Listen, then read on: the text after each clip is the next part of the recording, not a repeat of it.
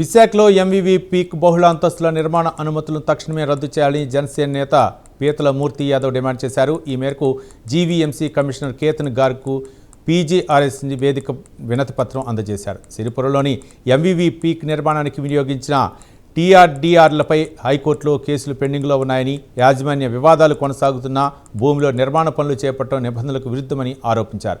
అనుమతులు పూర్తిగా రాకముందే నిర్మాణ పనులు ప్రారంభించారని, దీనికి బాధ్యులైన అధికారులపై చర్యలు తీసుకోవాలని కోరారు. అలాగే భవన నిర్మాణానికి సంబంధించిన అక్రమ టీడీఆర్లపై సమగ్ర విచారణ జరిపి నిర్మాణ పనులను వెంటనే నిలిపివేయాలని మూర్తి యాదవ్ డిమాండ్ చేశారు.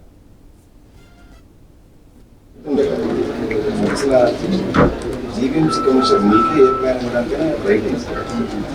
ఇలాంటి స్ట్రక్చర్, ఇలాంటి హైరైజ్ బిల్డింగ్స్ కోసం పర్మిషన్స్ కోసం ఎంక్వైరీ రిపోర్ట్ కూడా బయటికి సబ్మిట్ సిఎస్ అంటే బయటికి రాలేదు.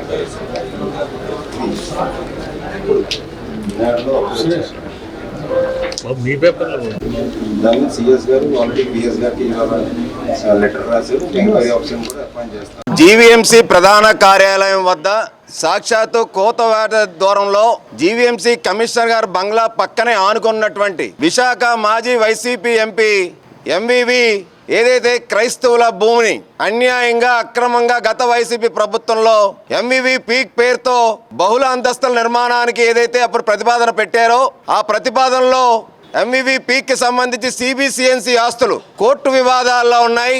యాజమాన్య హక్కుల గురించి వివాదాల్లో ఇప్పటికే పదుల సంఖ్యలో కేసులు ఉన్నాయి.